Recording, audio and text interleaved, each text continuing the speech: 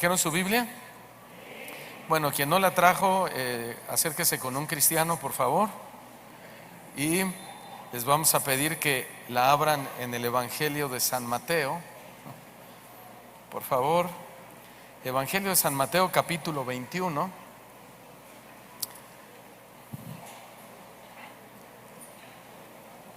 Mateo 21, versículos 23 en adelante.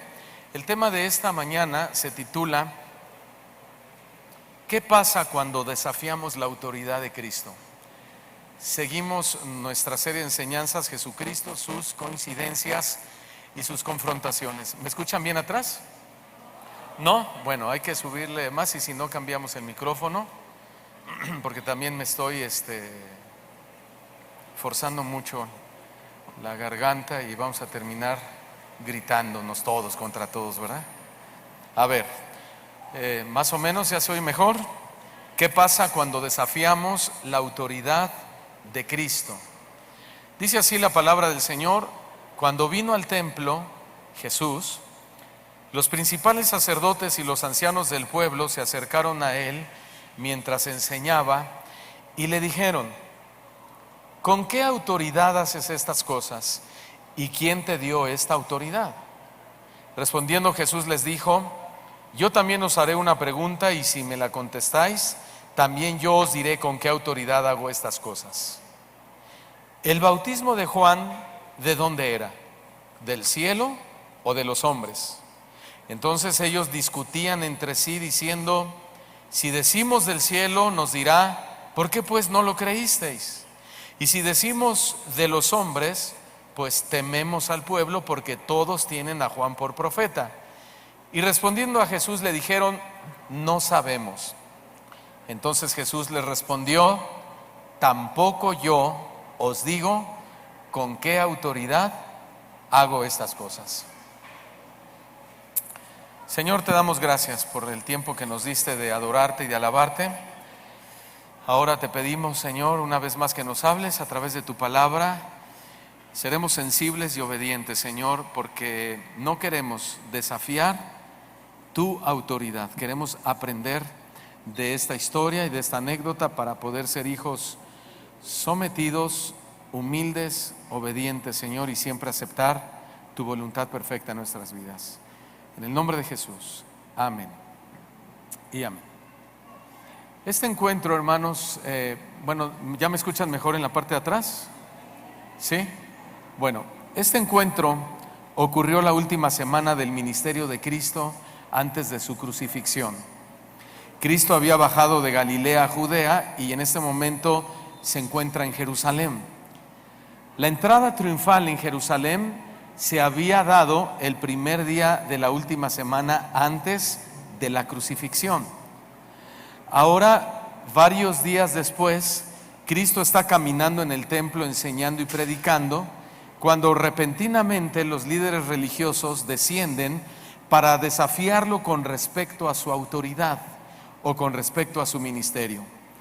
Probablemente Jesús estaba caminando en los pórticos del templo y al mismo tiempo estaba enseñando la palabra de Dios a la gente, cuando de repente, y cuando decimos de repente no quiere decir que Jesús no sabía, porque Jesús sabe todo, ¿verdad? Y en su conocimiento anticipado él ya sabía qué era lo que se planeaba en su contra. Pero de repente representantes de 3 grupos religiosos se acercan a Jesús y lo desafían acerca de su ministerio y de su autoridad. Sin embargo, como veremos más adelante, estos malvados desafiantes fueron avergonzados por Cristo porque con la respuesta que Jesús les dio, los confundió, pero peor aún, los ridiculizó. Ahora, no es que a Jesús le guste ridiculizar a las personas, pues porque Dios es bueno, ¿no? Más bien lo vamos a aprender que con la clase o el tipo de respuesta que les da el Señor Jesús, ellos quedan automáticamente ridiculizados por la pregunta o el desafío que emprenden contra Cristo. Y hay al menos 3 circunstancias que debemos tomar en cuenta en este desafío contra Cristo acerca de su autoridad. Uno es el lugar donde fue desafiado. Número 2, la gente que desafió a Cristo. Y número 3, las provocaciones o la manera en la cual desafiaron a Cristo. La primera pregunta es: ¿en qué lugar estaba Jesús cuando fue desafiado? Jesús dice, Mateo dice en el versículo 23 de nuestro texto, que Jesús estaba en el templo, no estaba en los campos de siembra, no estaba en la ciudad como también solía hacerlo. En esta ocasión Él estaba en el templo. Este fue un encuentro más que ocurrió dentro del templo de Jerusalén. Hay al menos 7 encuentros que ocurren en el templo registrados en los 4 evangelios. Como ya lo hemos visto con anterioridad, en el mismo lugar donde Cristo, estamos hablando del templo, donde Cristo debería haber recibido su mayor honor, era el lugar donde fue atacado más frecuentemente. En el lugar donde los líderes deberían haber sido los primeros en rendirle gloria, honor, tributo, reconocimiento y agradecimiento a Cristo, no fue así. Fue más bien el lugar donde estos supuestos representantes de Dios lo atacaban con mayor hostilidad y odio a nuestro Señor Jesucristo, en el templo. Y saben una cosa, a lo largo de los siglos, los tiempos no han cambiado mucho, porque hoy todavía vemos que en el lugar donde uno esperaría ver el mayor honor a Cristo, el mayor honor al Evangelio, el mayor agradecimiento cuando se predique la Biblia, a veces es donde más oposición hay dentro de la religión, dentro de la iglesia, sea la religión que sea o sea el cristianismo. Dentro es donde el Señor se encuentra con la mayor oposición. Y una de esas formas de oposición que hay en la iglesia es lo que conocemos como apostasía. Todos hemos oído el término apostasía. ¿Qué significa apostasía? Apostasía significa volverse atrás, también significa recaer. La palabra apostasía se deriva de 2 palabras griegas. La primera, apo, en griego, que significa caer o alejarse de él. La segunda palabra griega es stasis, que significa rebelión. Esta palabra de apostasía o apostasis se utilizaba para señalar una revuelta política o militar. Apostasía significa entonces el acto de rechazar la fe, apartándose para adoptar otra fe u otras doctrinas. Ustedes se acuerdan que Pablo dijo que hay quienes vienen predicando otro evangelio, pero que no es el evangelio de nuestro Señor Jesucristo. Ese otro evangelio que no es el evangelio es un evangelio apóstata, es una enseñanza, repito, que se vuelve, que es contraria a la doctrina de la fe, a la doctrina de la verdad, y que produce una revuelta donde quiera que se practique. De hecho, de esto, de la apostasía, le escribió el apóstol Pablo a su discípulo Timoteo, precisamente para que pusiera especial atención.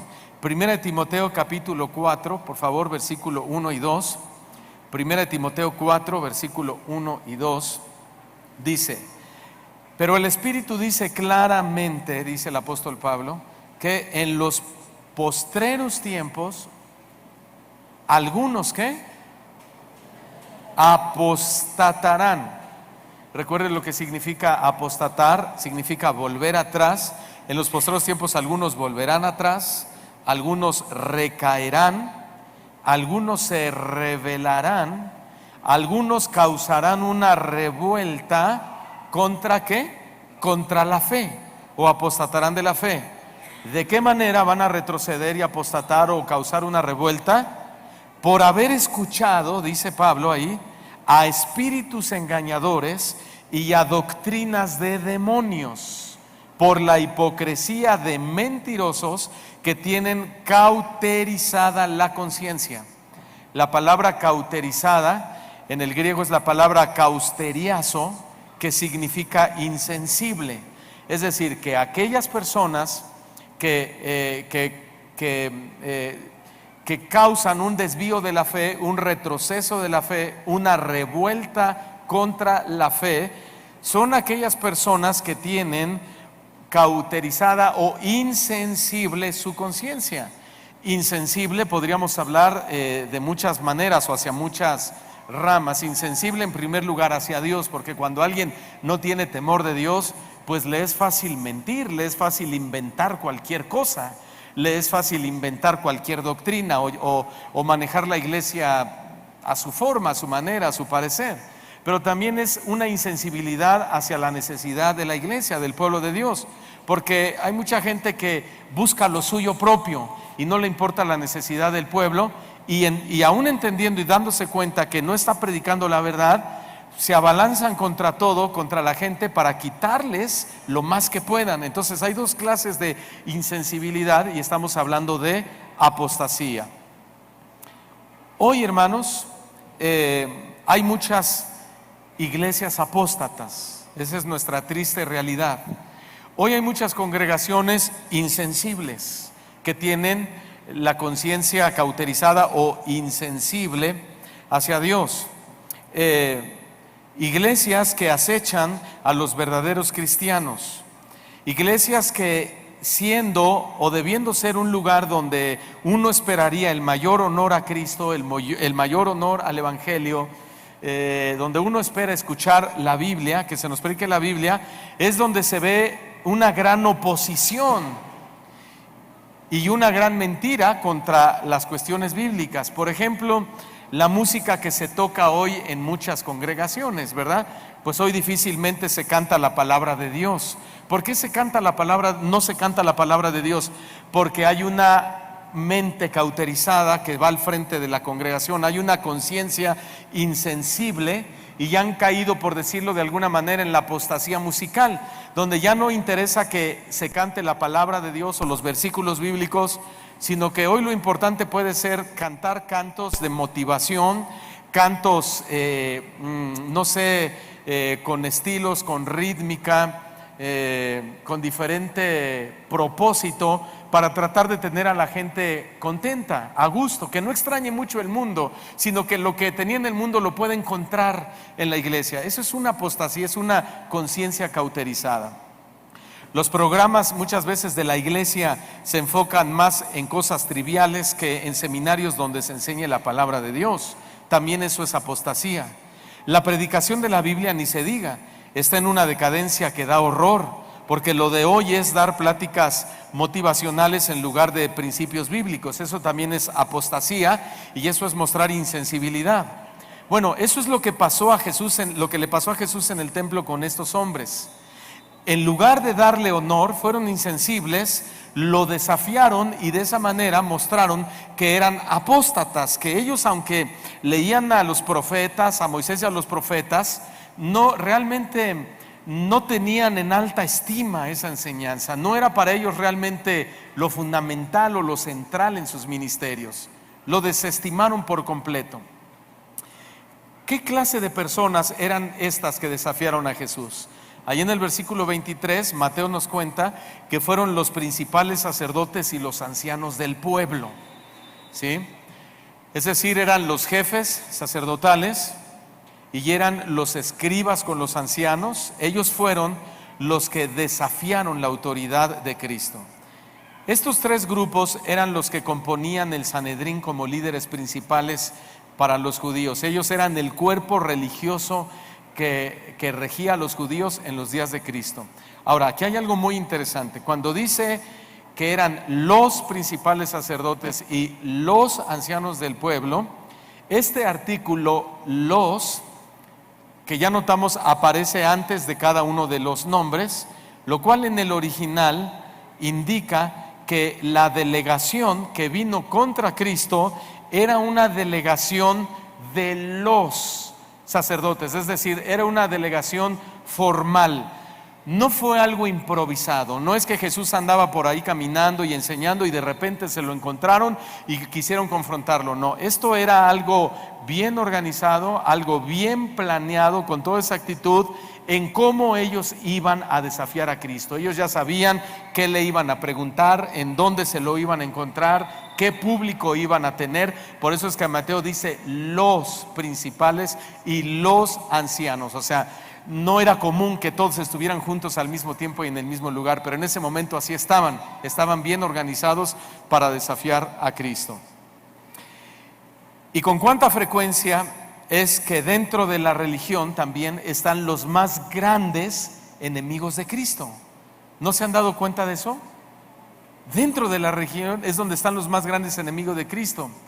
Es sorprendente, hermano, pero los líderes religiosos casi siempre son los que más atacan la Biblia. Los líderes religiosos, por ejemplo, hoy son los líderes de las iglesias cristianas y no cristianas también, quienes promueven y fomentan más el libertinaje que la gente de afuera. Pretextos y excusas pues tienen muchísimas, pero no ponen un freno contra esa ligereza, ¿sí? Contra esa pecaminosidad dentro de la iglesia, sino que hasta la promueven. Sorprendentemente son los líderes quienes evaden las doctrinas más fundamentales de la iglesia, como por ejemplo la santidad. No quieren hablar de santidad para que el pueblo no se espante. Sí, son los líderes de las iglesias quienes ya no quieren predicar contra el pecado para no ser tachados de intolerantes, porque ellos quieren encajar con el mundo a como dé lugar. Es decir, lo acabo de decir, que si vienen del mundo y se meten en una iglesia, que no sientan que cambiaron de religión, que no se sientan incómodos, que no haya nada o nadie que los señale. De ahí es que ustedes saben que pues todos son bienvenidos, siéntanse cómodos, siéntanse a gusto. Si tú eres homosexual, mira, nadie te va a decir que es un pecado. Si eres lesbiana, nadie se va a meter contigo. Si tú tienes una inclinación así, si tú esto, si tú lo otro, mira, aquí eres bienvenido, aquí no juzgamos a nadie, aquí no señalamos a nadie, queremos que te sientas contento, que estés tranquilo, que estés en paz, disfruta, ¿verdad? Disfruta, así con una gran sonrisa de oreja a oreja, relájate, ¿verdad? Dios es amor. Eso es lo que está pasando. Son las cabezas de la religión las que se la pasan todo el tiempo desafiando a Dios y a su palabra. En los tiempos de Cristo, hermanos, los líderes religiosos fueron sus más grandes enemigos. Ya lo hemos visto repetidamente en esta serie. Y nadie tenía menos excusas para rechazar a Cristo que estos hombres malvados. No tenían excusas, pero buscaban siempre la forma de desafiarlo. Ahora bien, esto es muy importante lo que voy a decir. Hubieron 4 eventos que provocaron especialmente este desafío contra Cristo. 4 cosas que enardecieron a los enemigos de Cristo, por lo cual se organizaron para ir a desafiar su autoridad. Número 1, la entrada triunfal en Jerusalén. ¿Se acuerdan? Jesús entra en un burrito y toda la gente con palmas en las manos, emocionada, feliz, contento, gritando a toda voz, Hosana al Hijo de David, etcétera, etcétera, etcétera. La segunda evento que provocó este enardecimiento en ellos fue la segunda limpieza del templo, que ocurrió poco después de la entrada triunfal de Jesús a Jerusalén. Ya había entrado una vez, ya había hecho azote de cuerdas, pero esta es la segunda vez que lo hace. La tercera cosa que los enardeció fue la curación de algunos enfermos. Y la última cosa, por supuesto, eran las enseñanzas de Cristo, que no les gustaba, pero para nada. Sin embargo, la entrada triunfal a Jerusalén y la limpieza del templo fue lo que más golpeó a estos hombres. ¿Por qué? Porque la entrada triunfal a Jerusalén de Cristo golpeaba la popularidad de estos hombres, y la limpieza del templo golpeó sus bolsillos. ¿Sí? Ya están haciendo memoria, ¿verdad? ¿Por qué? La entrada triunfal puso a los líderes muy celosos, porque las multitudes gritaban, Hosana al Hijo de David. Gritaban, Hosana al que viene en el nombre del Señor, Hosana al que viene en las alturas, Hosana. ¿Se acuerdan, hermanos? Entonces, imagínense por favor las emociones que generaron en los corazones de estos perversos hombres. Ellos estaban realmente molestos. Obviamente esto sacudía su popularidad con la gente, y Cristo, con esta entrada triunfal, les estaba quitando esa popularidad, les estaba quitando toda la adulación. Entonces estaban muy enojados. Estaban tan molestos de esto, no necesita buscarlo, que en Lucas 19, versículo 39, estos fariseos, estos representantes del sacerdocio, le dijeron a Cristo, reprende a tus discípulos, Señor, por lo que estaban diciendo. Ahora, reprende a tus discípulos no se está refiriendo a los 12, se está refiriendo a toda la multitud que en ese momento pues se mostraba de cierta forma seguidor de Cristo, y a ellos se referían, reprende a tus discípulos. Cuando ellos le dicen a Jesús que los reprendan, Jesús les responde con toda sabiduría y verdad y les dice: es que si ellos se callan, las piedras hablarán. Gloria a Dios, ¿no? Es que si ellos se callan, las piedras se hablarán. Entonces, estos carnales, hermanos, estaban sumamente celosos por las cosas tan maravillosas que la gente decía de Cristo en su entrada triunfal a Jerusalén. Estos líderes querían toda la atención, toda la estima y toda la popularidad de la gente para ellos, pero la gente se la dio a Cristo. ¿Cuántos le dan la gloria a Cristo también esta mañana, hermanos? Bueno, y eso es algo que a Satanás le molesta mucho, ¿verdad? Porque Satanás quiere que le demos la gloria a Él. ¿Sabes una cosa? Cuando tú te distraes y no le das la gloria a Dios y comienzas a enfocarte más en tu problema, en lo que tú quieres, es como si tú le estás dando la gloria al enemigo, al fracaso, y estás opacando el propósito de Dios que Él tiene para tu vida. Tú tienes que enfocarte siempre en darle la gloria a Dios, en todo. Hasta en lo que tú crees que es malo para ti, lo vamos a ver más adelante, es bueno. ¿Se acuerdan de José y sus hermanos? Cómo lo vendieron y todo. Al final, cuando él es quien se convierte, José, en el segundo de Faraón, rey de Egipto, los hermanos de José, preocupados, le dicen a José, porque su padre había muerto, de José, que era Jacob, muere y lo llevan a enterrar. Entonces los hermanos preocupados dicen: ahora que nuestro padre ha muerto, no vaya a ser que José recuerde el mal que le hicimos y nos mate o nos haga algo. Entonces digámosle lo siguiente: José, nuestro padre antes de morir nos pidió que habláramos contigo y que te dijéramos: no le tomes en cuenta el mal que hicieron tus hermanos contigo, ¿verdad? Ni había dicho eso Jacob. Entonces José llora, dice la escritura, se conmueve y dice: no se preocupen, no les haré ningún daño, porque lo que ustedes hicieron contra mí, Dios lo encaminó para bien. Ahora, es fácil decirlo cuando tienes todo, cuando tienes a toda tu familia, pero José era un joven solo, durante años maltratado, encarcelado, infinidad de cosas que le sucedieron, pero no perdió el enfoque. No pierdas el enfoque, porque todo lo que a ti te pasa, Dios lo encamina para tu bien. Dile al que está a tu lado: para tu bien.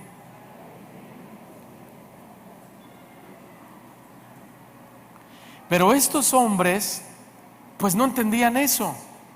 Ellos querían toda la atención para ellos, toda la gloria para sí mismos. Eso pasa hoy en día, hermanos. El empresario se enorgullece de sus logros. Los ricos se enorgullece de sus millones de pesos o de dólares o de euros que tienen en el banco. Los catedráticos se enorgullecen de los honores que reciben. Los religiosos se enorgullecen de su gran autoridad que tienen sobre la gente. La mayoría de todos ellos no quieren reconocer a Jesús como el Señor. Quieren toda la atención y la estima para ellos. A veces hasta en el hogar se da. El papá, la mamá, los hijos quieren toda la atención para ellos y pasan por alto que el centro de atención y de todo debe de ser Cristo. ¿Cuántos dicen amén fuerte? Debe de ser Cristo. El centro en el hogar es Cristo, no es el marido. El marido tiene su rol, la mujer tiene su rol, los hijos tienen su rol. Todos tenemos nuestras obligaciones y nuestros deberes. Pero el hombre cristiano no debe decirle a la mujer: sin mí te mueres. No, sin Cristo me muero. Contigo lloro, pero se me pasa y el Señor me consuela. Ajá. Pero no debemos ser egocéntricos. Hermanos, la mayoría de la gente quiere o está ensimismada y ha opacado la gloria de Cristo. A veces, una ocasión me preguntó una hermana: oiga, pastor, mi mamá murió hace tiempo y la extraño mucho. ¿Usted cree que cuando yo vaya al cielo la reconozca y la pueda ver? La quiero abrazar y muchas cosas. Le dije: te voy a responder tu pregunta con dos respuestas. Número uno: sí la vas a reconocer. Sí la vas a reconocer. La vas a poder ver en el cielo y la vas a poder abrazar y besar si ella creyó en Cristo. Pero número dos, ¿sabes una cosa? Va a ser tal la gloria de Cristo en el cielo, que a la última persona que vas a querer ver es a tu abuelita. Porque la gloria de Cristo atrae y atraerá toda la atención de todos nosotros. ¿Sí? Y de eso estamos hablando, que estos hombres no querían la gloria para Cristo, la querían para ellos. Abuelita, qué gusto verte. A ver, mijito de la oreja, hay que ver a Cristo, a mí al rato. ¿Sí? Que vamos a ver a Moisés, que vamos a ver a Elías, que vamos a ver al profeta, que qué tremendo, sí. Pero miren, hermanos, la gloria de Cristo va a ser tan tremenda. Por eso es que allá arriba en el cielo no hay sol, porque no es necesario el sol. La luz es Jesucristo. ¿Sí? No hay noche, no hay día. El centro es Cristo. Él es el Cristo, el centro. Y Cristo debe ser nuestro centro en la iglesia, en la alabanza, en la enseñanza de los niños, en los discipulados, en tu casa, en tu hogar, en tu trabajo, en tu negocio, con tu familia. Cristo debe ser el centro, querido hermano. David sabía muy bien esta verdad, y él en el Salmo 96 versículo 1 él dice lo siguiente. Salmo 96 verso 1, por si usted lo quiere ir rapidísimamente, quiere ir a su Biblia, dice así David: cantad, no dice cantad al amor o cantad a la mujer, no, ¿qué dice? Al centro. Cantad a Jehová, cántico nuevo. Cantad a Jehová toda la tierra. Cantad a Jehová, bendecid su nombre, anunciad de día en día su salvación, proclamad entre las naciones su gloria, en todos los pueblos sus maravillas, porque grande es Jehová y digno de suprema alabanza. Temibles sobre todos los dioses, porque todos los dioses de los pueblos son ídolos, pero Jehová hizo los cielos. Alabanza y magnificencia delante de él, poder y gloria en su santuario. Tributad a Jehová, oh familias de los pueblos, dad a Jehová la gloria y el poder. A su nombre. Bueno, miren, porque él es el centro, amén. Usted no lo contó, pero yo sí. Pero en estos 7 versículos 12 veces se le da a Jehová la gloria. Solo en estos versículos.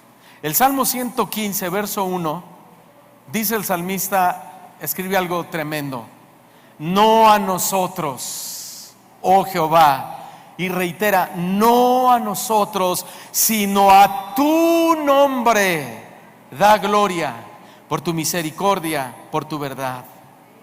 ¿Quién es el centro entonces, hermanos? Sí, pero estos hombres querían ser el centro. Estos hombres querían ser la atracción. Ellos querían ser los modelos, el ejemplo a seguir. En Mateo 21:12 se habla sobre la limpieza del templo que mencioné hace un momento. Dice que entró Jesús en el templo de Dios. ¿Cuántos saben que este lugar es de Dios? Amén.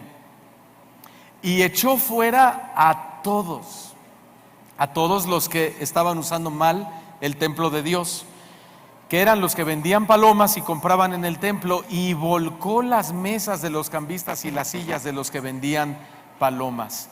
¿En qué momento sucede esta, cómo llamarlo, no?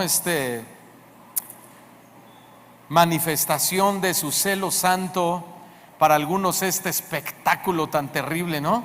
Bueno, fue justo después de la entrada triunfal en Jerusalén. Esto es importante porque esto, por supuesto, también molestó bastante a estos hombres, porque siendo ellos los supuestos custodios del orden en el templo, estaban en desvergonzada alianza con los mercaderes que fueron expulsados. Y es que estos líderes ganaban mucho dinero en esa vil sociedad con estos mercaderes dentro del templo. Escuchen bien, pero aunque odiaban al Señor, tenían un problema: no lo podían matar. Y no podían matar a Cristo aunque querían, pero no podían a causa de la gente, porque la gente lo ovacionaba. ¿Sí? La gente, hermano, estaba encantada con el ministerio de Cristo.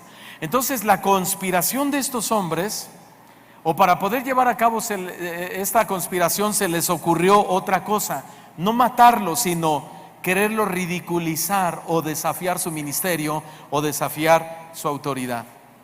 El comentarista Riley dijo que los enemigos amargos de Cristo vieron la sensación que en la entrada triunfal a Jerusalén y la limpieza del templo había producido en la gente. Así que estos hombres no tardaron en llegar a nuestro Señor como abejas para aguijonearlo y se esforzaron por encontrar la ocasión para una acusación contra nuestro Señor Jesucristo. Y luego, para poder lograr su objetivo, viene la interrupción o la acción que cometen contra Cristo estos hombres. En el versículo 23 de nuestro texto dice que cuando vino Cristo al templo, los principales sacerdotes y los ancianos del pueblo se acercaron a él mientras descansaba, mientras enseñaba. En el momento más importante de Cristo, que es la enseñanza, es donde viene el enemigo siempre y quiere meter su cuchara. ¿A poco no? Marcos dice que vinieron a él mientras andaban en el templo. Lucas dice que mientras él enseñaba y predicaba el evangelio, se le enfrentaron estos principales sacerdotes. Estos textos dicen entonces que Cristo estaba caminando, enseñando y predicando cuando fue desafiado en su ministerio. Parece que estos hombres estaban como en su escondite esperando a que Cristo apareciera para poderlo atacar. Esto fue una interrupción deshonesta, maleducada, podríamos decirle, contra Cristo. Pero no podemos o no debemos escandalizarnos, porque eso es algo típico de los hombres malvados. Estos hombres malvados ignoraban las buenas obras de Cristo y se obstinaron solamente en desafiar la autoridad de Cristo. Y no sé si ya se dieron cuenta, pero el mundo tampoco ve lo bueno que es Dios, ¿verdad? El mundo se obstina a desafiar a Cristo. Lo peor es que incluso algunos cristianos lo hacen. La gente desafía a Dios, ¿sabe de qué manera? Cuando se queja de sus circunstancias.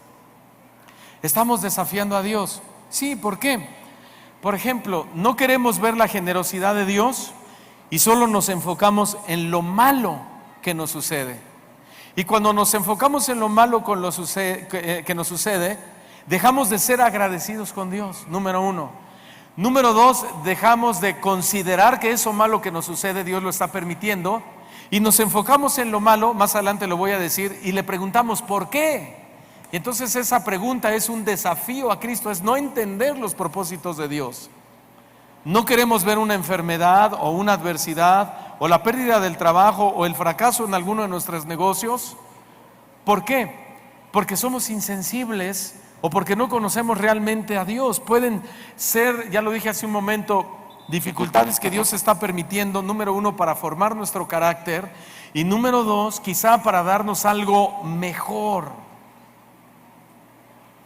Romanos 8:28 dice que a los que amamos a Dios, ¿usted ama a Dios? A ver, levante su mano el que ama a Dios. Entonces este verso es para usted. Los que aman a Dios, todas, no algunas, todas las cosas que les suceden, les ayuda para bien o trabajan para bien. Esto es a los que conforme a su propósito Dios los llamó, son llamados. ¿Tú sabes que eres llamado por Dios? Ok, en Romanos capítulo 5, versículo 3, dice Pablo: también nos gloriamos en las tribulaciones, sabiendo que la tribulación produce paciencia. Si alguien le ha dicho, Señor, necesito paciencia, pues prepárese para la tribulación, porque la tribulación produce paciencia, y la paciencia produce ¿qué? Carácter probado. No te haces tan gritón a la primera ni tan desesperado a la primera. No, estás dando fruto. Y el carácter probado produce esperanza. Y la esperanza no desilusiona, porque el amor de Dios ha sido derramado en nuestros corazones por medio del Espíritu Santo que nos fue dado. Entonces, todo obró para bien, ¿no es cierto, hermanos? Sin embargo, no queremos ver que Dios está trabajando detrás de todo para nuestro bien y nos enfocamos solo en nuestras malas experiencias sin entender sus propósitos. Y si nos enfocamos solo en nuestras malas experiencias y no nos enfocamos en los propósitos de Dios de esas malas experiencias, ¿sabes lo que sigue después de eso? Desafiar a Dios. Si tú no comprendes que lo que tú estás pasando lo está permitiendo por Dios, lo está permitiendo Dios, lo siguiente que vas a hacer es desafiar al Señor. Señor, ¿por qué? Señor, ¿por qué permitiste que me enfermara? ¿Sí? ¿Por qué? ¿Por qué? Esa es una forma de desafiar a Dios. Señor, ¿por qué permites que me despidan del trabajo? ¿Por qué? O sea, es como decirle, ¿tú quién eres? O pues no que eres bueno, no que tus planes son de bien y no de mal para nosotros. ¿Y dónde está tu misericordia, tu amor? Señor, ¿por qué permitiste que mi negocio quebrara? ¿Por qué? ¿Por qué? ¿Por qué? ¿Por qué? ¿Por qué mi esposo ya no me ama? ¿Por qué mi mujer ahora es de esta manera? ¿Por qué mis hijos me desobedecen? ¿Por qué? ¿Por qué? Oigan lo que voy a decir. Sonamos exactamente igual que estos que desafiaron a Cristo. ¿Con qué autoridad haces todas estas cosas, Señor? Cuando tú le dices todo el tiempo ¿por qué?, le estás diciendo ¿con qué autoridad? Claro, tú sabes que es Dios, pero no debes preguntarle por qué. Con esas palabras desafiaron estos hombres a Cristo. ¿Con qué autoridad haces estas cosas? ¿Y quién te ha dado esta autoridad? ¿A qué se refieren estos hombres? Se refieren a los dos eventos que ya dije. Número 1, a la entrada triunfal en Jerusalén, y número 2, a la limpieza del templo. Entonces, ellos le están diciendo, ¿con qué autoridad entras así a Jerusalén y permites que la gente te diga Hosana al hijo de David? ¿Con qué autoridad y quién te ha dado esta autoridad de entrar al templo y según tú limpiarlo y voltear la mesa de nuestros negocios? ¿Quién eres tú? Este mismo comentarista Ray le dijo que esta pregunta no se hizo con un espíritu amable. El espíritu que provocó este desafío es demasiado evidente. Estos hombres odiaban, pero además envidiaban a Cristo. Estos hombres vieron aumentar la influencia de Jesús, vieron su propio poder menguado, y ellos resolvieron en su mente: si es posible detener el progreso de este nuevo maestro, hagámoslo. Y el punto que hicieron no fue matarlo, sino asaltar su autoridad. Entonces la investigación o las preguntas fue una investigación doble. La primera, ya lo dije, ¿con qué autoridad haces estas cosas?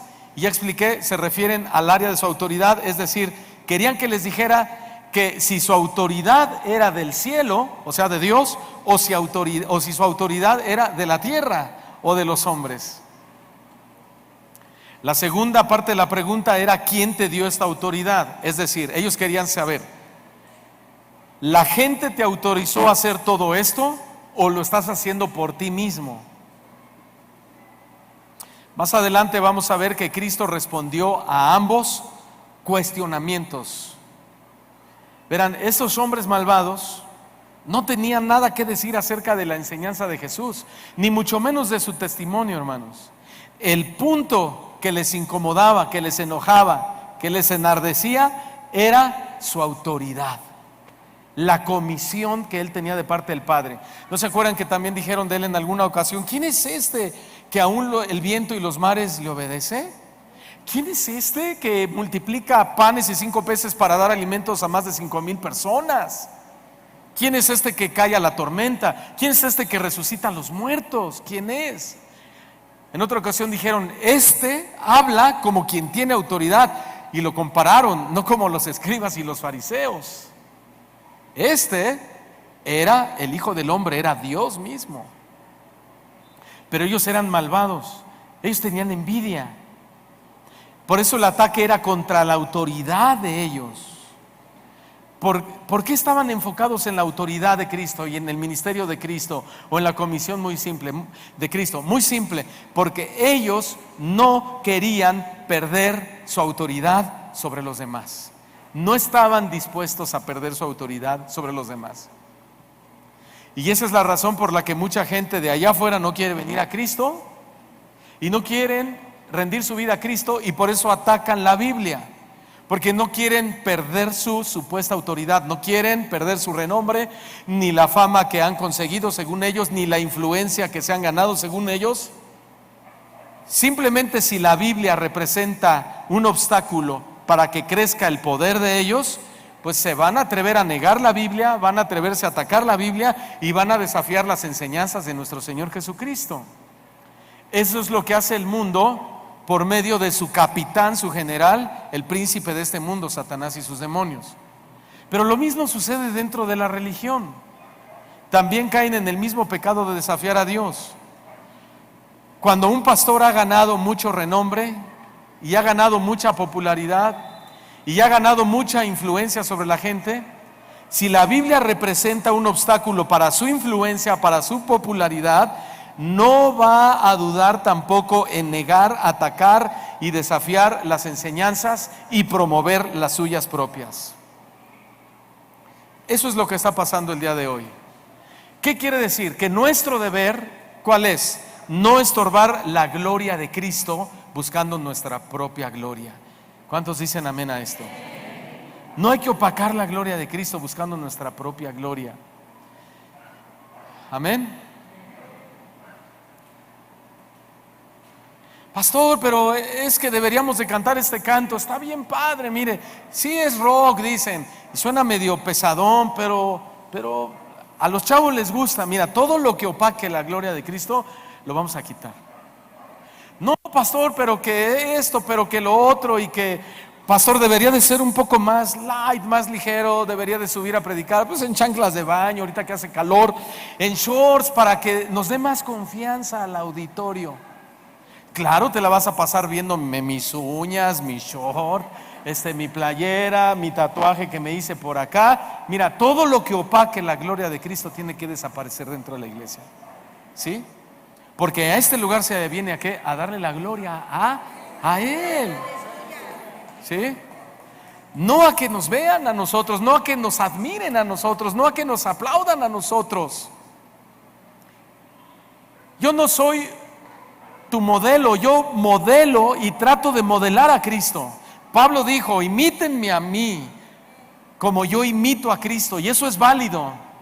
Pero no es válido imitar a un hombre que no imita a Cristo. Todo lo que opaque la gloria de Cristo se tiene que ir de la iglesia. Amén, hermanos.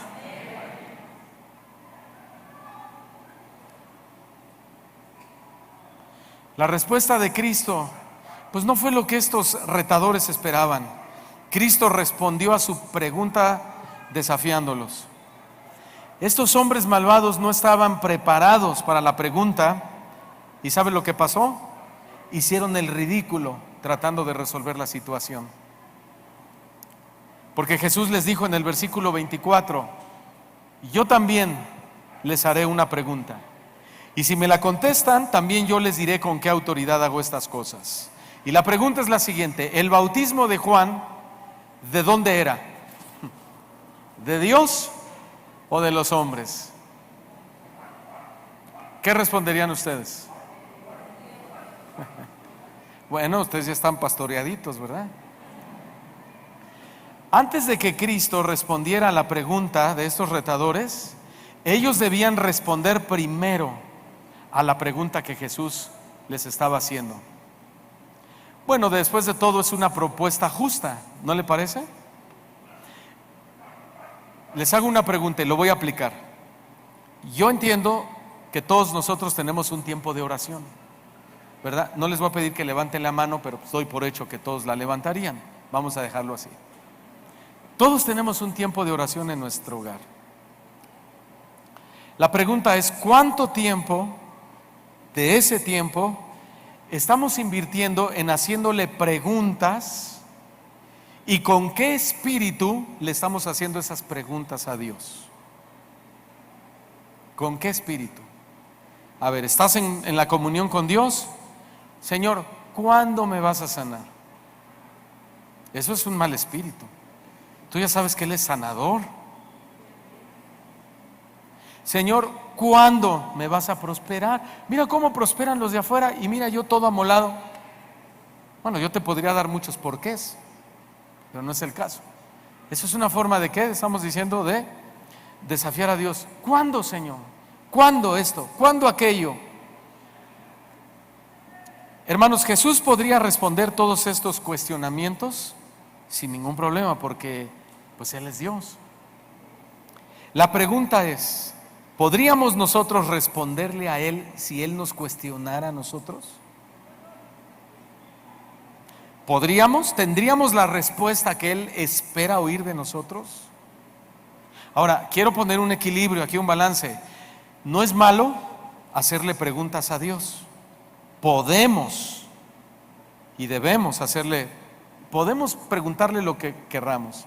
El problema o el pecado es el espíritu con el que lo estamos haciendo, es la forma, es el modo, es la insistencia. Eso es una forma de desafiarlo. Dice el mundo que la forma no es fondo. No, es que muchos dicen, es que, mira, dije esto, pero no es lo que yo quería decir. Entonces se enfocan en la forma, dicen, pero no, perdóname, la forma estuvo mal, pero en el fondo te quiero mucho, pero no. Bíblicamente la forma es fondo, porque de la abundancia del corazón, y no solo la boca, se expresa toda nuestra vida. ¿Me estoy explicando, hermanos? El problema no es que le preguntemos a Dios, sino el fondo, lo que nos motiva. Y muchas veces nos motiva que estamos inconformes con la voluntad de Dios. Nos enoja la voluntad de Dios. No estamos de acuerdo con la voluntad de Dios. Hasta le ponemos las opciones a Dios. Mira, Señor, esta es la opción A, la B y la C. ¿Cuál escoges? Óyeme, que nos debería de dar un zape, hermano santo, pero lo merecemos.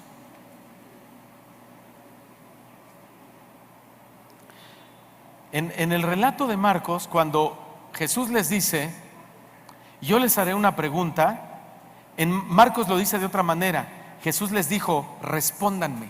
Es un imperativo, es una orden. Quiero su respuesta, respóndanme. Fue una gran demanda. Esta manera en la que Jesús le habló indica que Cristo mostró un lado severo a estos retadores. Estos hombres en su arrogancia pensaron que habían puesto a Cristo en su lugar. Sin embargo, Cristo rápidamente los puso en su lugar a ellos con una respuesta que les cerró la bocota. ¿Cuántas veces nos ha cerrado Dios la bocota a nosotros? ¿No? ¿Cuántas veces nos ha puesto Dios en nuestro lugar? A mí, muchísimas veces. Romanos capítulo 9, versículo 20, dice así. Romanos 9:20. Oh hombre, ¿qué somos nosotros? Hombres. Oh hombre, ¿quién eres tú para que alterques con Dios? ¿Dirá el vaso de barro al que lo formó, ¿por qué me has hecho así? ¿O tendrá potestad el alfarero, o no tiene potestad el alfarero sobre el barro para hacer de la misma masa lo que él quiera? ¿O un vaso para honra y otro para deshonra? ¿Cuántos dicen amén? ¿Están de acuerdo con eso? Ahora, ¿quiere un versículo más confrontante? Vaya a Job capítulo 33, versículo 29. Les voy a leer la Biblia de las Américas. Job 33, versículo 29.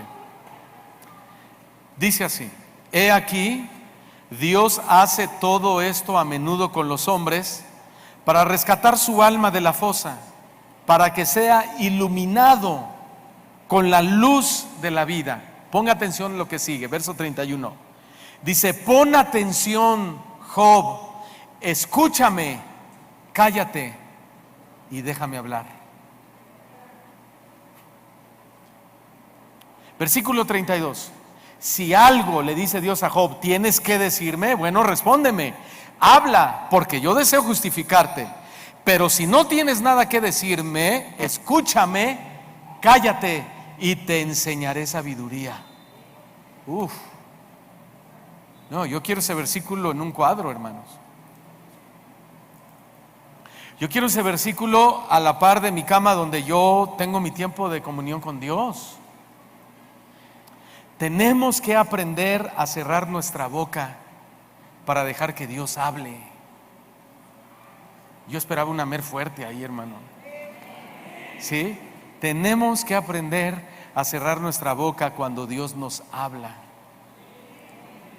A veces hablas con personas, hablan y habla y dan ganas de decirle: oye, ya cállate, dame chance de hablar, ¿no? Esto es un diálogo, no es un monólogo. Señor, ¿por qué? Señor, ¿por qué? Señor, ¿por qué él sí y yo no? Señor, ¿cuándo? Señor, ¿hasta cuándo? Señor, ¿qué no ves? Señor, ¿qué no te interesa? Señor, ¿qué no te importa? Mira, Señor, esto, y mira, tengo este plan y quiero hacer esto y quiero hacer aquello, y el año que entra voy a viajar por allá y por allá y bla bla bla bla bla bla bla bla bla bla bla bla bla bla bla. A ver, escúchame, cállate y te enseñaré sabiduría. Y luego vienen a la iglesia y dicen: es que a mí Dios no me habla. Pues ¿cómo te va a hablar si no lo dejas hablar?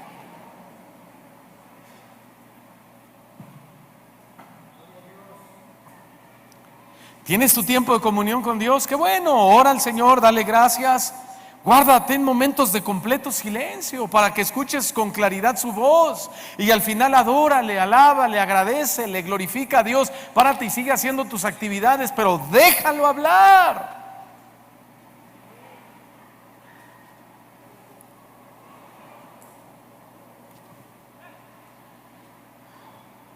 Y la gran pregunta que le hace Jesús es: ¿el bautismo de Juan es de Dios o de los hombres? A ver, respóndanme ustedes. Ahora, Jesús hace referencia a Juan el Bautista. No quiere decir que evadió la pregunta, como algunos piensan. La forma en que respondió fue muy sabia, porque les responde con otra pregunta donde implícitamente estaba la respuesta que estos hombres estaban buscando en Jesús. Jesús sabía que estos hombres no se atreverían a negar que Juan el Bautista había sido un profeta de Dios, pero aceptar esto los metería en un gran problema, porque Juan el Bautista había dicho que Jesús era el Cordero de Dios que quita el pecado del mundo. Ok, en resumen, la pregunta de Jesús fue un impulso a la conciencia de sus enemigos. Si en algún momento estos hombres reconocieron el ministerio de Juan, debían también reconocer entonces el ministerio de Cristo ahora. Si estos hombres aprobaban a Juan, tendrían que aprobar a Cristo. ¿Por qué? Porque Juan aprobó a Cristo. ¿Sí? Incluso Juan fue el precursor de Cristo. Y no solo eso, estos hombres tendrían que reconocer que Cristo era su Mesías. Entonces la pregunta que les hizo Jesús fue una joya, ¿no les parece, hermanos? Jesús les estaba respondiendo, pero una de dos: o ellos confesaban la respuesta que debería de ser, o hacían el ridículo. Por supuesto que hicieron el ridículo, por el orgullo de sus corazones, por la falta de humildad. ¿Ya se dieron cuenta cuánta gente ha quedado en ridículo por atacar a Cristo? Quedamos en ridículo cuando no reconocemos nuestros pecados. Quedamos en ridículo cuando culpamos a otro. Quedamos en ridículo cuando nos justificamos. Quedamos en ridículo. Hace 8 días hablábamos de famosos, estrellas, políticos, futbolistas, etcétera, que se burlaron de Cristo y terminaron todos muertos. Hicieron el ridículo, se sintieron más que Dios, se creyeron más como los Beatles, se creyeron más populares que Cristo. Dijeron: las enseñanzas de Cristo están dijeron, ok, pero nosotros somos más famosos que Cristo. Sopas, que lo matan.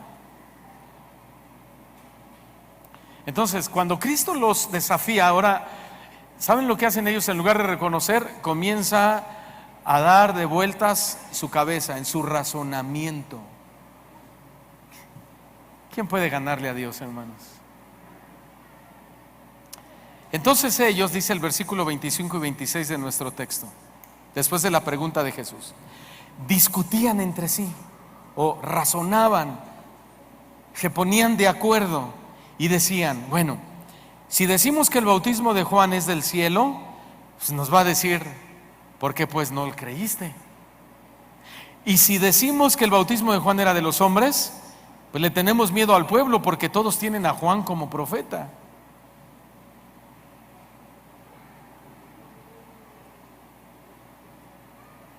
Cristo, con toda sabiduría, hermano, realmente puso a sus rivales contra las cuerdas.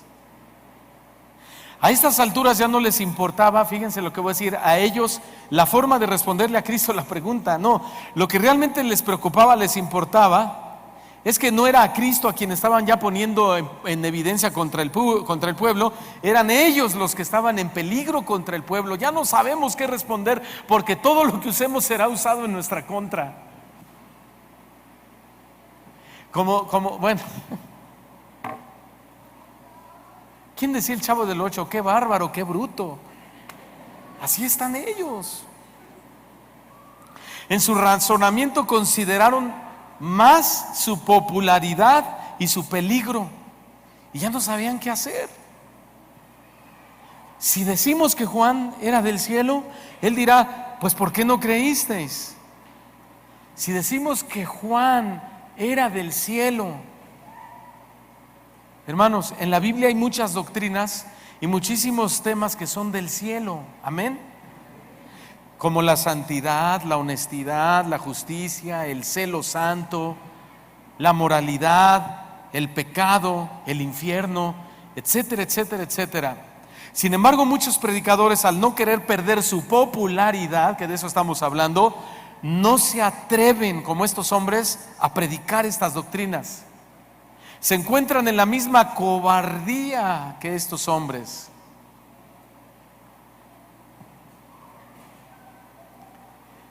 Y no necesitas ser un predicador para ser un cobarde. Simplemente si le das la vuelta a la palabra de Dios y buscas justificarte, vas a estar cayendo en la misma cobardía y pecado al final que te va a llevar a desafiar a Cristo. Ellos decían, si decimos, dijo, el pueblo nos va a apedrear. Si decimos que el bautismo de Juan es de los hombres, el pueblo nos va a apedrear porque Juan era un profeta para ellos. Entonces estaban en serios problemas ante la multitud. Además, desde que Herodes había decapitado a Juan el Bautista, el respeto por Juan había crecido. Estos hombres estaban en un gran dilema. Cristo los había puesto en la esquina y no al revés. Alguien dijo que el razonamiento de estos hombres nos enseña que Cristo puede poner a sus adversarios en el rincón rápidamente. Cualquiera que se enrede con Dios y piense que puede burlar a Dios, será derrotado él mismo. Cada vez que los enemigos de Cristo trataban de atraparlo, terminaban atrapados ellos mismos. Entonces su salida es la siguiente. Le responden a Jesús en el verso 27. ¿Y qué le dicen? ¿Qué le responden? No sabemos. I don't know, my friend. No sabemos, hermanos. Esta respuesta fue una respuesta falsa y una respuesta tonta. Estos hombres sí sabían la respuesta correcta, pero no la iban a dar para no acreditar a Cristo y no descalificarse o desacreditarse a sí mismos. Estos que se jactaban de su mucho conocimiento religioso, confesaron su ignorancia.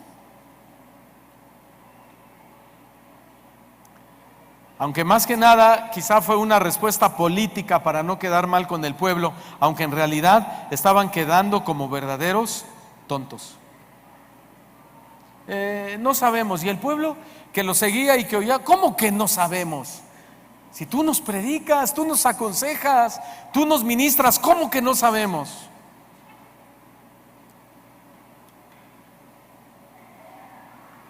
Sabían la respuesta. Yo te voy a decir algo, te voy a confrontar. Nosotros sabemos las respuestas que le debemos dar a Jesús también.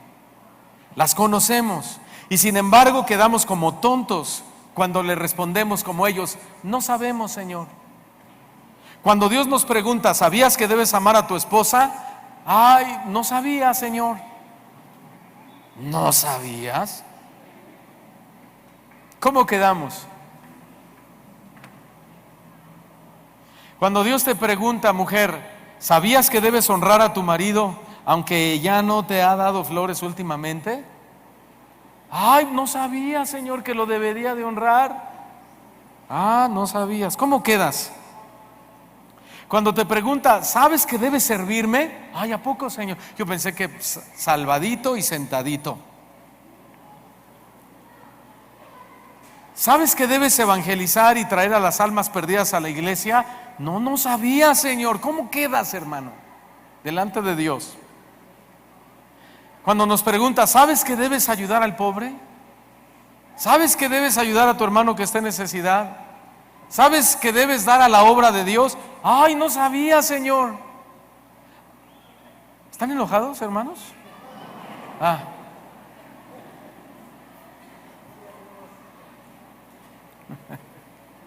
No sabíamos.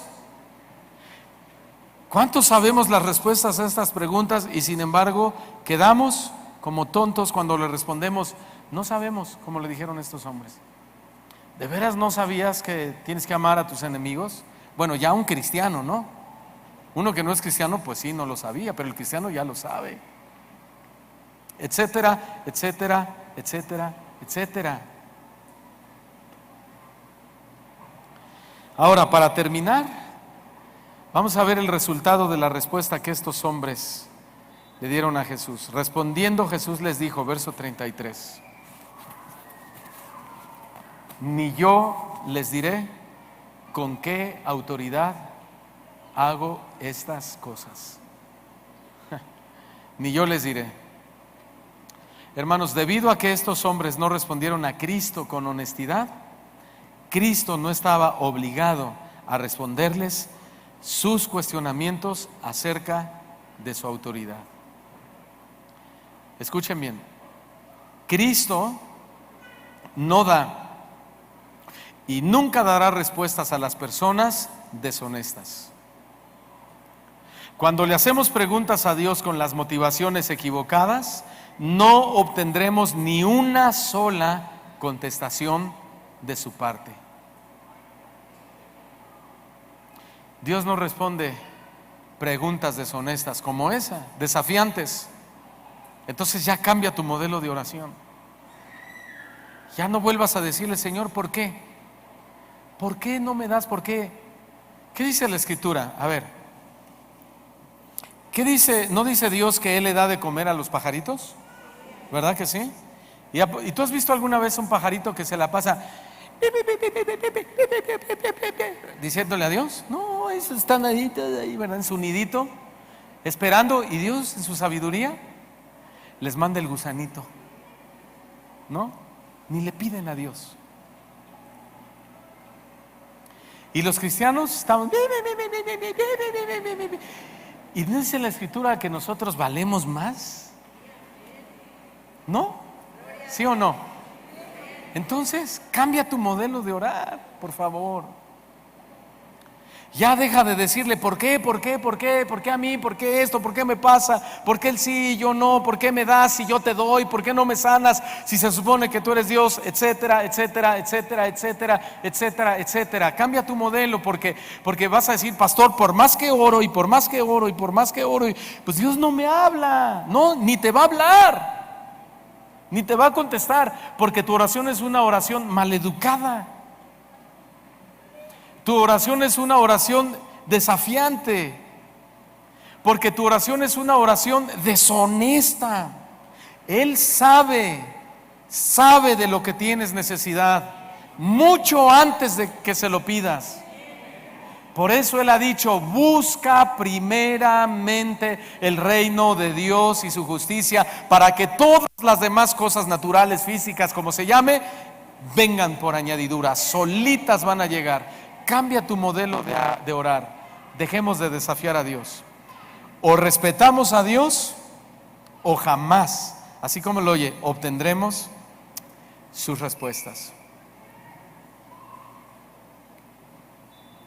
Me acordaba de esto, que tengo hijos chiquitos y los niños chiquitos son niños y se pelean. Pues ahí tengo a mis dos chiquitos, el de 8 y el de 11. Estamos en la mesa y se están peleando y se están diciendo que me pisaste, que fíjate que empujaste la mesa, que bueno.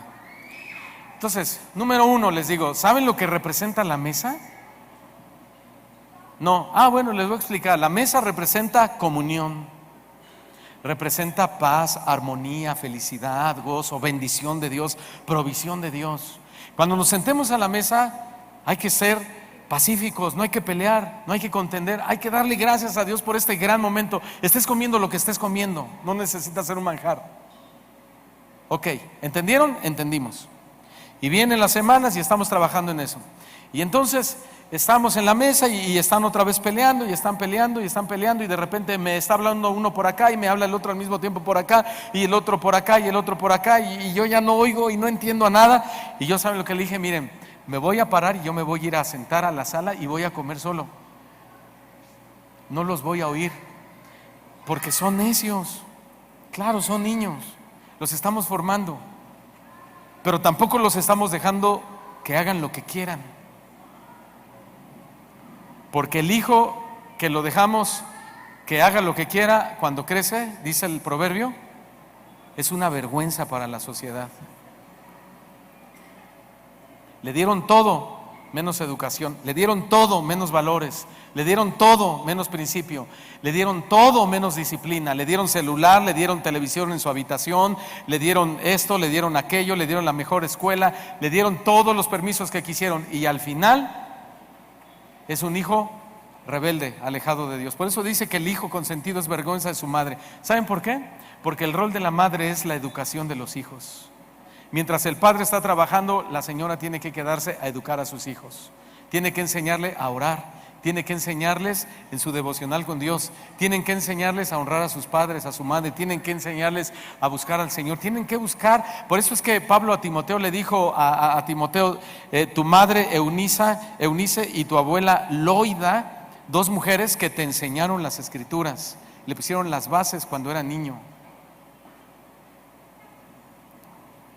O respetamos los principios de Dios, o respetamos los valores de Dios, o jamás obtendremos las respuestas de parte de Dios. Amén. Dale un fuerte aplauso al Señor, por favor.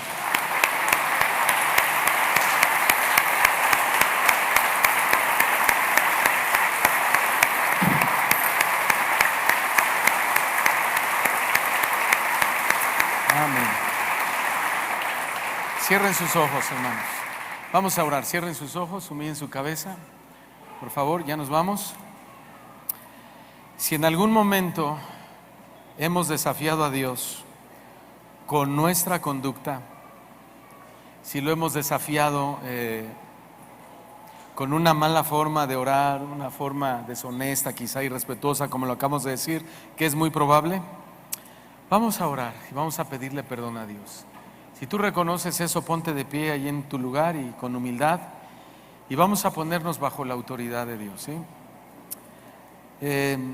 Hay llamados, hay invitaciones que a veces son específicas, pero hay otras que son muy generales, y yo he considerado esta como muy general, porque a veces nos acercamos a Dios como con la motivación equivocada, mal, y desafiamos al Señor de muchas maneras. Y si tú consideras que has sido una persona así, y no que lo hagas deliberadamente, sino que pues así lo has hecho y no sabías que estabas cometiendo ese pecado, ponte de pie, déjame orar por ti, por favor, rápidamente.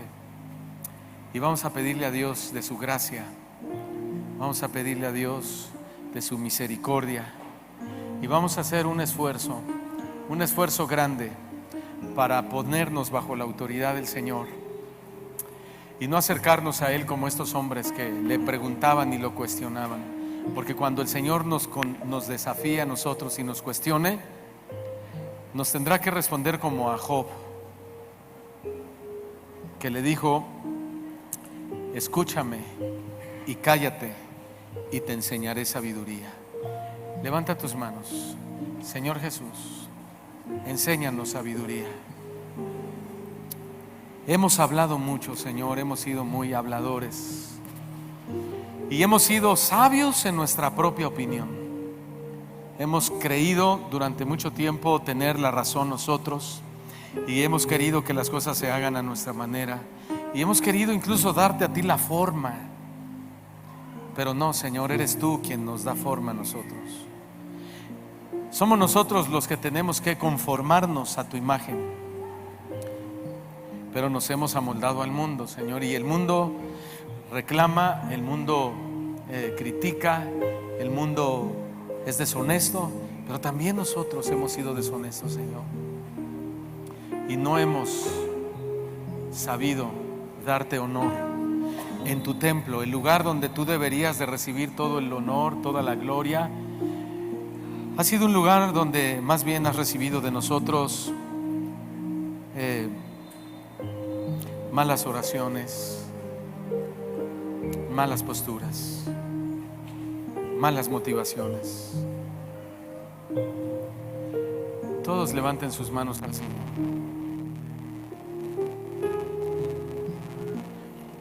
Déjame hablar, dice el Señor. Esto es para todos. Déjame hablarte para que puedas escucharme. Deja de hablar y hablar y hablar y hablar y hablar y quererme enseñar a mí sabiduría. Yo soy la sabiduría y yo soy la inteligencia. Yo soy el único que puede decirte cómo es la vida y lo que debes hacer. Pero tantas veces me has hablado que a veces tu voz aturde tanto, dice el Señor, que no das lugar a que mi palabra llegue a tu corazón, y por eso no aprendes y por eso no sabes moverte. Pero hoy quiero y hoy te pido, dice el Señor, y demando de ti que seas humilde en tu corazón, que seas manso, que dobles tu cerviz, que ya dejes de ser sabio en tu propia opinión, que me dejes hablar a mí y yo te enseñaré cosas y maravillosas que tú no conoces. Y yo le daré respuesta a tus preguntas, aquellas cosas que durante años me has preguntado, y yo estoy dispuesto a respondértelas. Pero lo que pasa es que yo conozco el corazón de ustedes. Y muchas veces no respondo a tu pregunta porque yo sé que tú no me quieres obedecer. Y lo que yo hago es esperar el tiempo, dice Dios, para que tú madures, para que crezcas en el conocimiento de mi palabra. Y cuando estás listo, entonces yo te respondo para que entiendas cuál ha sido mi plan y propósito para tu vida. Muchos años tienes por venir. Hay una vida que yo he determinado para muchos de ustedes, una vida rebosando, una vida generosa, una vida muy bendecida y llena de paz y llena de amor y de bondad. Y yo quiero traer a tu vida esa realidad. Abre tu corazón de una vez por todas. Deja de contender con el Altísimo. No contiendas con Dios.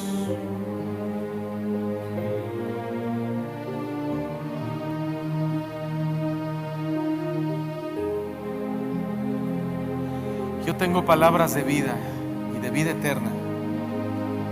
Mi palabra en tu corazón es una palabra tan viva que florece y florece para siempre. De tal manera que yo quiero que tú seas ese árbol plantado junto a las corrientes de agua, que dé su fruto a su tiempo, que tu hoja no se marchite y que todo lo que hagas prospere.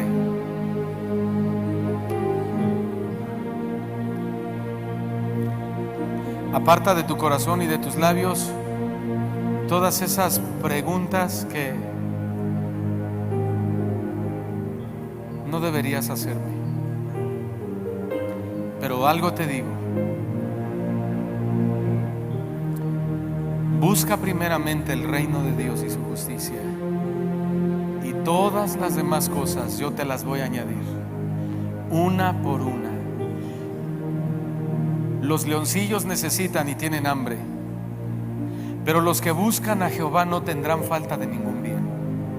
Y yo te aseguro y te garantizo que no te hará falta nada, porque yo soy bueno y generoso. Porque yo no soy como el hombre, ni miro como mira el hombre. Yo soy grandemente, infinitamente misericordioso. Y yo convierto la maldición en bendición. Y yo te bendigo, iglesia, dice el Señor. Yo te bendigo, pueblo, para que te vaya bien. Y a tus hijos también, dice el Señor, los recibiré en mis manos y en mis brazos, para yo cuidar de ellos. Pero pastoréalos bien, enséñales mi palabra. No les permitas la rebelión, el desorden, no les permitas que se subleven. Disciplínalos con vara, porque el padre que ama al hijo lo disciplina. Y yo tomaré a tus hijitos en mis brazos y serán míos para siempre, para siempre. Y te daré gozo abundante, felicidad para siempre, porque yo soy Dios y ustedes son mi pueblo, y ustedes son mi pueblo amado. No temas, dice el Señor, yo voy delante de ti como poderoso gigante. Levanten sus manos todos, pónganse de pie y díganle al Señor: Señor, recibo tu palabra, tus promesas, tus bendiciones. Pero también, Señor, en este momento hago el compromiso contigo de callar para que tú hables, de humillarme para que tú te levantes, de menguar para que Cristo crezca, de dejar de brillar yo para que brilles tú, Señor. Haz ese compromiso con Dios. Dios es bueno. Dios está aquí entre nosotros. Gracias, Señor. Gracias, Señor. Gracias, Señor. Nos ponemos bajo tu autoridad. Gracias, Señor. Gracias, Padre. Gracias, Señor. Callaremos para que tú hables, Señor. Callaremos para que tú hables.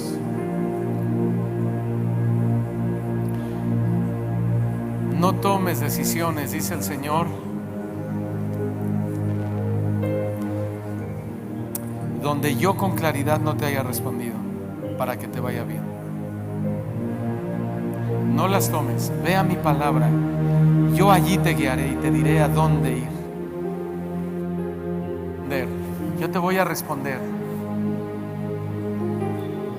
No decidas, no digas en tu corazón, me irá mejor. No digas en tu corazón eso. Mejor di, si el Señor lo permite. Ni digas, haremos esto o aquello, negociaremos, traficaremos. Mejor di, si el Señor lo permite. No vuelvas a tomar una decisión sin mí, porque donde no estoy yo no hay bendición. Donde no estoy yo no hay vida. Donde no estoy yo no hay prosperidad. Donde no estoy yo no hay luz, no hay guianza, no hay camino. Donde no estoy yo hay profundidad de confusión. Pero donde estoy yo todo es claridad.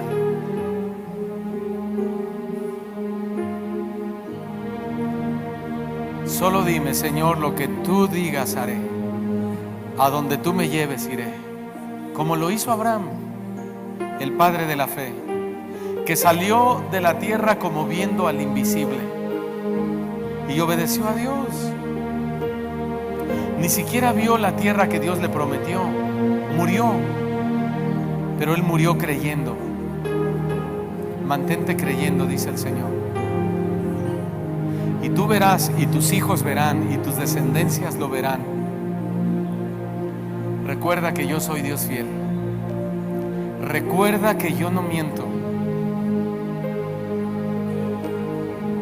Gracias, Señor. Te alabamos, Señor. Y te glorificamos a ti. Guíanos, guíanos a todo lo verdadero, Señor. Guíanos a la verdad. Guíanos a la justicia, Señor. Espíritu Santo, que tu Espíritu Santo sea enviado a nosotros para guiarnos. No queremos contender más con el Altísimo. Queremos hacer su voluntad. Bendice a tu iglesia, Señor. Bendice a tu pueblo. Bendícenos, Señor. Bendícenos a todos. Al que está enfermo, Señor, extiende tu mano de misericordia y sánalo. Especialmente a los niños, Señor, a los niños. Pero también a los padres, Señor, también a la gente adulta. Sánalo, Señor, te lo pedimos en el nombre de Jesús. Creemos a tus promesas. Creemos, Señor, que tú eres poderoso para hacerlo. Es un ruego, es una súplica, Señor. Pero aún en medio de nuestro ruego y nuestra súplica nos posicionamos debajo de tu voluntad, para que se haga tu voluntad y no la nuestra. Prospera, Señor, a la gente que no tiene un trabajo, que le va mal. Señor, bendícele también. Prospérale, Señor. Ábreles puertas, Señor, donde se les han cerrado o donde tú se las has cerrado, Señor. Que seamos una iglesia llena de gozo, una iglesia llena de agradecimiento, una iglesia, Señor, llena de amor por ti y de conformidad contigo, Señor. Despídenos con tu paz y con tu bendición. En el nombre de nuestro Señor Jesús. Y tu iglesia te decimos fuerte: amén y amén.